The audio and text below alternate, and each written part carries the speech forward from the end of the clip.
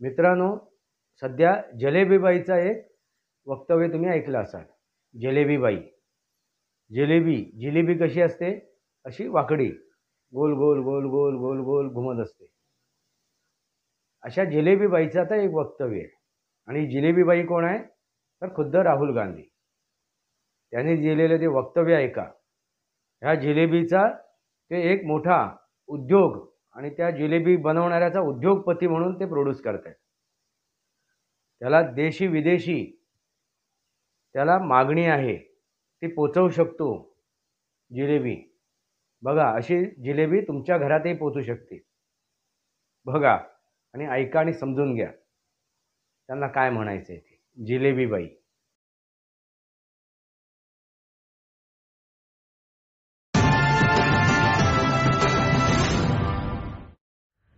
नमस्कार मित्रांनो, वास्तवावर बोलू काहीतरी या शृंखलेमध्ये पुन्हा एकदा आपलं स्वागत. मी आपला मित्र राजेश वासंती सावाजी केवस्कर. मित्रांनो, राहुल गांधी जे काय वक्तव्य करतात त्याच्यावरती नंतर विरोधकांच्या टिप्पण्या येतात. ते म्हणजे त्यांना पप्पू, बालबुद्धी, मूर्ख, आणखीन काय काय संबोधलं जाते. पण मित्रांनो, तसं आहे का? त्या प्रकारचे ते आहेत का? हे समजणं गरजेचं आहे. मित्रांनो, एका मर्यादेनंतर माणूस काय करतो? स्वतःमध्ये परिवर्तन आणतो. की आपण जे बोलतोय, आपण जे जगासमोर मांडतोय, त्याच्यानंतर आपलं हसं होते, आपली मस्करी होते, आपली चेष्टा होते. त्यानंतर तो आपला वर्तन बदलतो, आपले विचार बदलतो, आपले वक्तव्य बदलतो. पण तसं होताना दिसत नाहीये. राहुल गांधीबाबत तसं होताना दिसत नाहीये. मग ते सतत असं का करतायत? सतत अशी वक्तव्य का देत आहेत? आता नुकतंच त्यांनी हरियाणामध्ये विधानसभेच्या प्रचार सभेमध्ये एक वक्तव्य दिलं. ते म्हणजे जिलेबीला धरून. जिलेबी हा विषय. ते काय म्हणाले?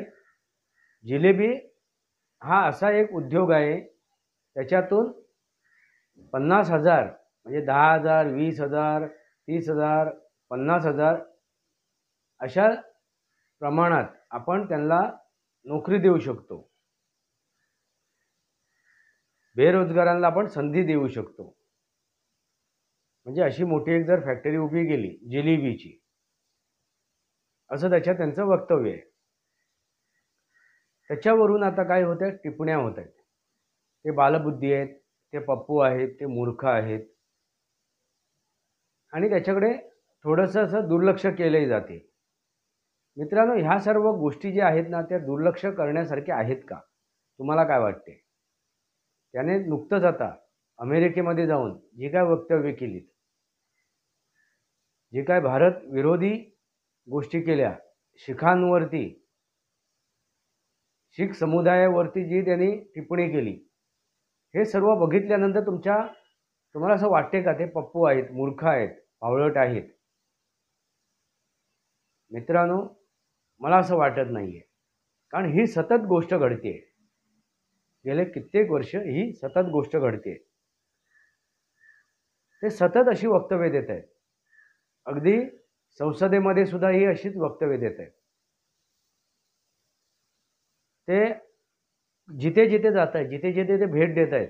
म्हणजे नुकतंच त्यांनी रेल्वेच्या एका डिपार्टमेंटला भेट दिली. ते गँगमॅन वगैरे असतात, म्हणजे रेल्वे ट्रॅकवरती काम करणारे, त्यांच्याशी त्यांनी संवाद साधला. त्यावेळी त्यांनी जी वक्तव्य केली की इथे जी नोकरी मिळते गँगमॅनला वगैरे, त्या ट्रॅकवरती काम करणाऱ्या लोकांना, ते जातीनुसार मिळते. म्हणजे कमी जातीचा जो व्यक्ती असेल त्याला तिकडे त्या ट्रॅकवरती काम करायला, म्हणजे काम करण्याची नोकरी मिळते.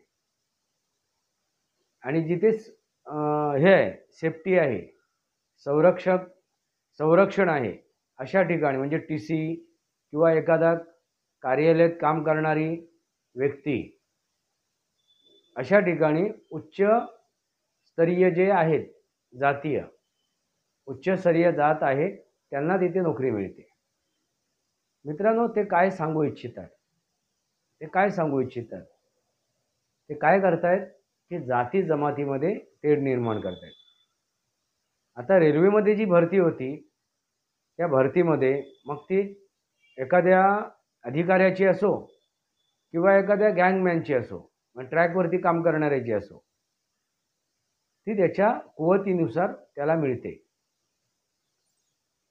त्याची तिथे राहण्याची कुवत आहे का, ती काम करण्याची कुवत आहे का, त्यानंतरच ती त्याला नोकरी ती बहाल होते. मग तो उच्चवर्णीय असो किंवा आणखीन तो द्वितीय वर्णीय असो, म्हणजे तो ब्राह्मण असो किंवा तो दलित असो. मग तिथे सुद्धा आरक्षणाची एक सोय आहे त्यांना.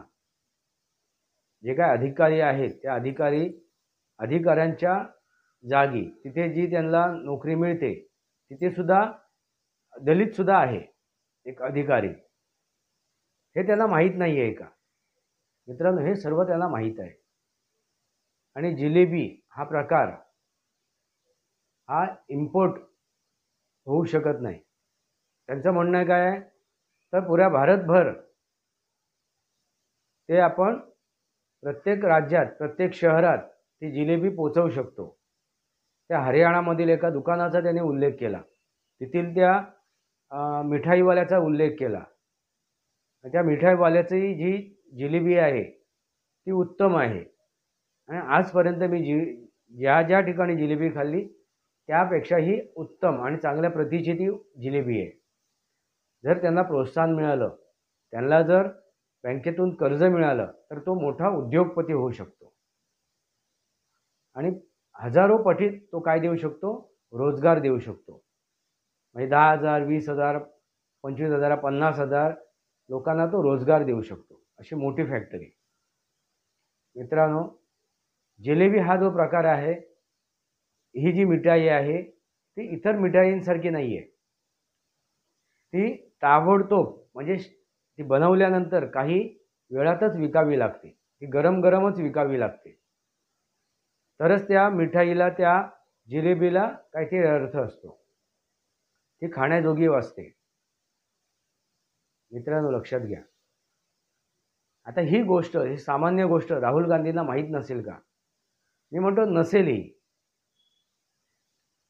पण ते काय करतायत, हे जे काय विचार मांडून, हे जे काय प्रकार करून ते काय करतायत, त्यांना एक गोष्ट दाखवून द्यायची होती. ती म्हणजे महत्त्वाची गोष्ट की अडाणी अंबानीला काय देते, मोदी सरकार कर्ज देत आहे. पण अशा सामान्य मिठाई विकणाऱ्या विक्रेत्याला आपला उद्योग वाढवण्यासाठी कर्ज दिलं जात नाही आहे, असं त्यांना दाखवून द्यायचं, असं त्यांना जनतेला सांगायचं आहे. आणि त्यावेळी बघा, जनतेमधून टाळ्यासुद्धा त्यांना मिळाल्या, त्यांची वाहवाहसुद्धा झाली. मित्रांनो, आजच्या घडीला जनतेमध्ये असे लोकसुद्धा आहेत जे निर्बुद्ध आहेत, आणि अशाच लोकांना ते टार्गेट करत आहेत. बरेचशी जे आहेत, जे जनता आहे, त्यांना फक्त मोदींचा विरोध करायचा आहे. मोदींचा द्वेष करणारी सुद्धा आहे. बरीचशी अशी जनता आहे यांच्यामध्ये आपल्याला काय करता येत नाही आहे, आपण काय साध्य करू शकत नाही आहे, मग कोणाला तरी दोष द्यायचा. आपण काय प्राप्त करू शकत नाही, मग कोणाला तरी दोष द्यायचा.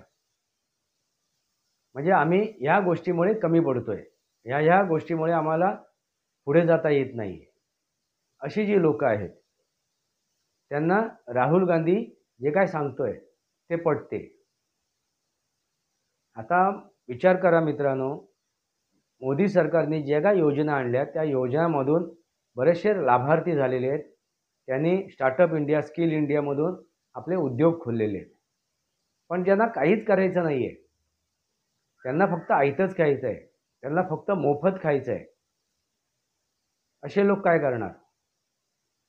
त्यांना अगदी शॉर्टकटमध्ये काहीतरी मिळवायचं आहे, अशी लोक काय करणार? अशी लोक हे राहुल गांधीच्याच मागे लागणार, राहुल गांधीचीच वाहवा करणार. आणि त्यांना साधण्यासाठी, त्यांची मतं साधण्यासाठी ही अनर्गलर अशी वक्तव्य राहुल गांधी करतायत. मित्रांनो, षडयंत्र आहे.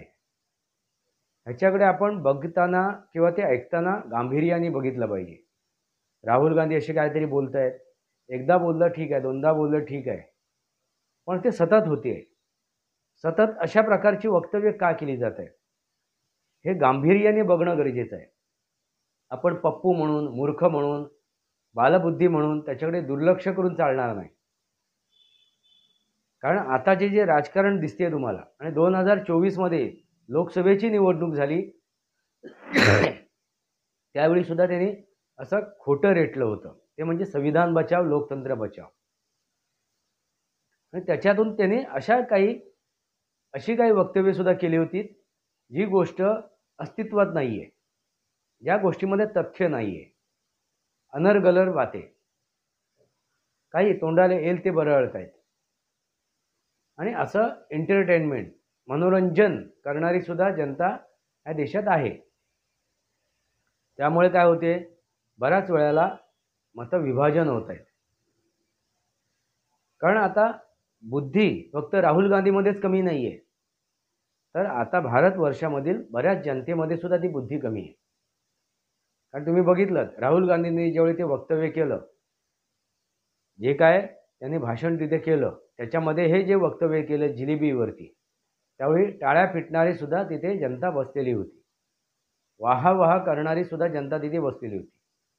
मित्रांनो, ही जी गोष्ट आहे ती तुम्ही सिरियसली समजायला सिरियसली समजून घेणं गरजेचे आहे. त्याच्यावरती नजरअंदाज करून चालणार नाही, दुर्लक्ष करून चालणार नाही. एक षडयंत्र आहे, एक षडयंत्र आहे. कारण त्यांच्याकडे कुठला मुद्दाच नाही आहे, मुद्दा विहीन आहे ते. आता मुद्दा नाही आहे, मग काय बोलायला पाहिजे? काहीतरी खोटं बोला किंवा अनर्गलर बोला, दिशाभूल करा, अगदी समोरच्या लोकांना भ्रमिष्ट करा, दिशाहीन करा. हा त्यांचा आता एक अजेंडा आहे. कोणाचा? तर राहुल गांधींचा. म्हणून जे काय ते वक्तव्य करतायत, ते वक्तव्य करून ते काय करतायत, भारतातील अशा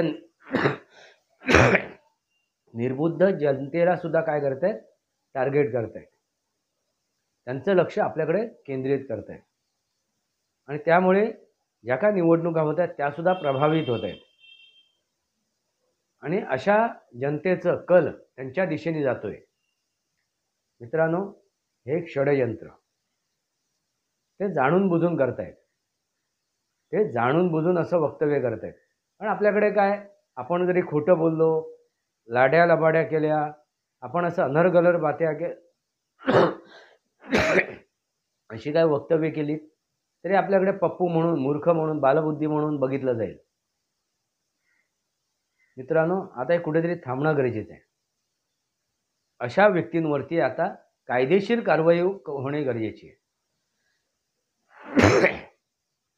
कायदेशीर कारवाई होणं गरजेची आहे. अन्यथा हे अशी वक्तव्य चालू राहतील.